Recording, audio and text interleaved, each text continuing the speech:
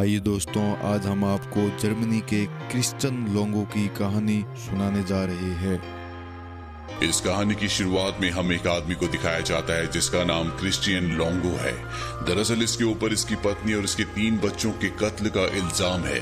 Police ने इसे पकड़ लिया है, लेकिन पुलिस को ये अपना असली नाम नहीं बताता, बल्कि अपना नाम माइकल फिंकल बताता है। माइकल फिंकल एक रिपोर्टर है जो द न्यूयॉर्क टाइम्स में जॉब करता है और आज उसने अपना 9वां आर्टिकल लिखा है जो कि एक मैगजीन के कवर पेज के लिए है। इस आर्टिकल के पब्लिश होने के बाद माइकल का जो बॉस, उसका एडिटर है, उसे अपने पास बुलाता है और कहता है कि जो तुमने आर्टिकल लिखा है वो फिक्शनल है।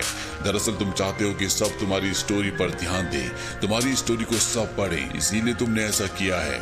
तुमने जर्नलिज्म की बेसिक प्रिंसिपल्स को तोड़ा है और अब माइकल को उसकी जॉब से निकाल दिया जाता है। इस बात से माइकल बहुत ज्यादा परेशान हो जाता है क्योंकि अब उसके पास कोई भी जॉब नहीं है। वो अपने घर वापस आता है जहां उसकी पत्नी जिल है। वो चाहता है किसी भी कीमत पर एक बार फिर से एक रिपोर्टर की जॉब हासिल कर ले, लेकिन उसे कहीं भी कोई भी जॉब नहीं मिल रहा होता क्योंकि उसे द न्यूयॉर्क टाइम्स मैगजीन से निकाला गया है, जो दुनिया की लगभग सबसे बेहतरीन मैगजीन्स में से एक मैगजीन है। माइकल को अगले 2 सालों तक कोई भी जॉब नहीं मिलता और साल आता है सन 2003 का, जब माइकल को एक रिपोर्टर का कॉल आता है जो कि ओरेगन से होता है और वो माइकल को क्रिश्चियन लोंगो के बारे में बताता है जिसके ऊपर उसकी पत्नी और उसके 3 बच्चों के कत्ल का इल्जाम होता है। वो माइकल से कहता है कि जब उसे न्यूयॉर्क में पकड़ा गया था तो उसने अपना नाम तुम्हारा नाम बताया था, यानी कि माइकल फिंकल। साथ ही उसने पुलिस को ये भी बताया था कि द न्यूयॉर्क टाइम्स में वो जॉब करता है। तुम्हारी इस बारे में क्या राय है? माइकल को क्रिश्चियन के बारे में, इस मर्डर मिस्ट्री के बारे में कुछ भी नहीं पता होता और वो तय करता है कि वो इसी कहानी के ऊपर रिसर्च करेगा, इसे डेवलप करेगा और इसे पब्लिश करेगा ताकि उसकी जो इमेज खराब हुई है वो एक बार फिर से सुधर जाए। इसीलिए सबसे पहले वो लोंगो को एक लेटर लिखता है कि मैं तुमसे मिलना चाहता हूँ। जल्दी उसे उसका जवाब मिल जाता है। लोंगो उससे मिलने के लिए तैयार हो चुका है और अब माइकल जेल में लोंगो के सामने बैठा होता है। वो सबसे पहले उससे सवाल पूछता है कि तुमने मेरा नाम यूज क्यों किया। वो बताता है कि मैं हमेशा मैगजीन में तुम्हारे आर्टिकल्स पढ़ा करता था जो मुझे बहुत पसंद थे, इसीलिए जब पुलिस ने मुझे पकड़ा तो मैंने तुम्हारा नाम, अपना नाम बता दिया।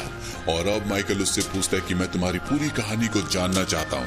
लोंगो कहता है ठीक है, मैं तुम्हें अपनी पूरी कहानी बताऊंगा, पर 2 शर्त है।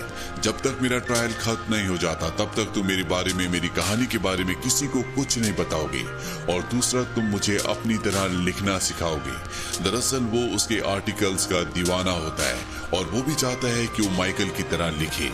माइकल उसकी बात मान जाता है। इसके बाद माइकल उससे कई बार मिलता है। वो उसके बारे में बहुत कुछ जानने की कोशिश करता है। हालांकि लोंगो उसे बहुत कुछ बताता है, लेकिन वो हमेशा अपने अपराध के बारे में टाल मटोल करता है। इसी तरह से कई महीने बीत जाते हैं। लोंगो कई बार माइकल को उसके घर पर, उसके पते पर उसे खत भी लिखता है, उसे अपने बारे में बताता है और एक दिन वो उसे 80 पेजेस की नोटबुक भी लिख कर भेजता है जिसमें उसने अपनी जिंदगी की उस हर एक गलती को लिखा होता है जो उसने अपनी पूरी जिंदगी में की है। इस नोटबुक का नाम होता है रॉन्ग टर्न। जब वो रॉन्ग टर्न पढ़ता है तो उसे समझ में आ जाता है कि उसकी और लोंगो की राइटिंग की शैली हूबहू एक जैसी है। जिस तरह के स्केचेस वो अपने आर्टिकल्स में लिखता था, बनाता था, ठीक उसी तरह के स्केचेस लोंगो ने भी अपनी डायरी में बनाए होते हैं। माइकल फिंकल उससे और भी ज्यादा इम्प्रेस हो जाता है। वो उससे जेल में कई बार मिलने जाता है और इसी तरह से कई महीने बीत जाते हैं और एक दिन वो लोंगो को बताता है कि मैं तुम्हारे बारे में कोई आर्टिकल नहीं लिखना चाहता क्योंकि तुम्हारी कहानी इस तरह की है जिसे एक आर्टिकल में नहीं लिखा जा सकता। मैं इस पर एक किताब लिखना चाहता हूँ, पर तुम्हें मुझे सब कुछ सच सच बताना होगा। क्या तुमने अपनी पत्नी और 3 बच्चों को मारा था? लोंगो साफ साफ मना कर देता है। वो कहता है कि मैंने उन्हें नहीं मारा था। और अब लोंगो को कोर्ट में जज के पास पेश किया जाता है जहां पर उस पर आरोप होता है कि उसने अपनी पत्नी और 3 बच्चों का कत्ल किया है, लेकिन लोंगो साफ साफ मना कर देता है। वो कहता है कि मैं सिर्फ अपनी पत्नी और एक बच्चे की मौत का जिम्मेदार हूँ। इसके बाद लोंगो को जेल वापस लाया जाता है और जब ये बात माइकल को पता चलती है तो वो गुस्से से आग बबूला हो जाता है क्योंकि लोंगो ने उससे कहा था कि उसने अपनी पत्नी और बच्चों को नहीं मारा। वो लोंगो के पास आता और कहता है कि तुमने मुझे कहा था कि तुम निर्दोष हो, पर कोर्ट में जज के सामने तुमने कहा कि तुम अपनी पत्नी और एक बच्चे की मौत के जिम्मेदार हो। तुम एक छोटे इंसान हो, मैं तुम्हारी बातों पर विश्वास नहीं करूंगा। लोंगो बड़े प्यार से उसे कहता है कि तुम मेरे एक अच्छे दोस्त हो, मैं किसी को प्रोटेक्ट करने की कोशिश कर रहा हूँ जिनके नाम मैं तुम्हें नहीं बता सकता, और तुम्हें मेरी बातों पर विश्वास करना होगा। माइकल अब पूरी तरह से कंफ्यूज्ड है, उसे नहीं पता कि वो सच बोल रहा है या झूठ बोल रहा है, उसे उसकी बातों पर विश्वास करना चाहिए कि नहीं। और जब वो बाहर आता है तो वहां पर उसे वो डिटेक्टिव मिलता है जिसने लोंगो को गिरफ्तार किया था। और डिटेक्टिव माइकल से कहता है कि लोंगो एक शातिर इंसान है, वो कोर्ट को गुमराह करना चाहता है, इसीलिए जानबूझकर उसने जज के सामने अपनी पत्नी और अपनी बेटी की मृत्यु की जिम्मेदारी ली, जबकि उसने अपने 2 और बच्चों की मौत की जिम्मेदारी नहीं ली। दरअसल वो सबको गुमराह करना चाहता है, वो जो कुछ तुम्हें बताता है वो सब कुछ झूठ है। वो बहुत ही तेज इंसान है, तुम्हें उसका साथ नहीं देना चाहिए, बल्कि उसने अब तक तुम्हें जो कुछ बताया तुम्हें सब कुछ कोर्ट में जाकर बता देना चाहिए, तुम एक सरकारी गवाह बन जाओ। पर माइकल साफ साफ मना कर देता है, वो कहता है कि मैंने लोंगो से वादा किया है कि मैं उसकी किसी भी बात को किसी को नहीं बताऊंगा। लेकिन अब माइकल को कहीं ना कहीं अंदर ही अंदर ऐसा लगता है कि कहीं वो ऐसे इंसान पर विश्वास तो नहीं कर रहा जिसने अपनी पत्नी और 3 मासूम बच्चों को मार दिया। वही लोंगो को दिखाया जाता है जहाँ पर उसका कोर्ट में एक और ट्रायल होता है। जज उसे सब कुछ सच सच बोलने को कहता है। लोंगो जज को बताता है कि उस दिन मेरा और मेरी पत्नी का पैसों की वजह से झगड़ा हुआ था, और जब मैं शाम को घर लौटा तो मैंने देखा कि मेरी 2 बेटियां गायब हैं। मेरी एक बेटी बेहोश थी और मेरी पत्नी रो रही थी, और जब मैंने अपनी पत्नी से पूछा कि मेरी बच्चियां कहाँ पर है तो उसने बताया कि मैंने उन्हें पानी में डुबाकर मार दिया। इस बात से मुझे बहुत गुस्सा आया, मैं अपना आपा खो बैठा और मैंने अपनी पत्नी को मार दिया। उस वक्त तक मुझे ऐसा लग रहा था कि मेरी 3 बच्चियां मारी जा चुकी है, लेकिन मेरी वो बेटी जो बेहोश थी अब भी उसकी सांसें चल रही थी।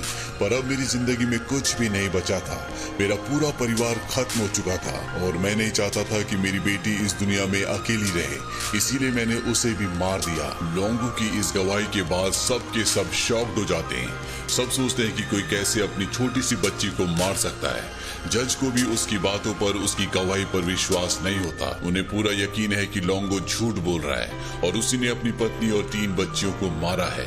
इसीलिए लोंगो को मौत की सजा सुनाई जाती है और उसे डेथ रो भेजने का हुक्म दिया जाता है। लोंगो यहाँ पर माइकल को देखता है, उसके चेहरे पर, उसकी आंखों पर अजीब सी चमक होती है।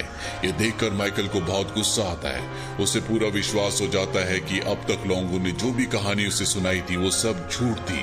दरअसल वो ऐसा इसलिए कर रहा था ताकि वो कोर्ट को जो भी स्टेटमेंट दे उस पर ज्यादा विश्वास किया जा सके, पर किसी ने उसकी बातों पर विश्वास नहीं किया और अब उसे डेथ रो भेज दिया गया है।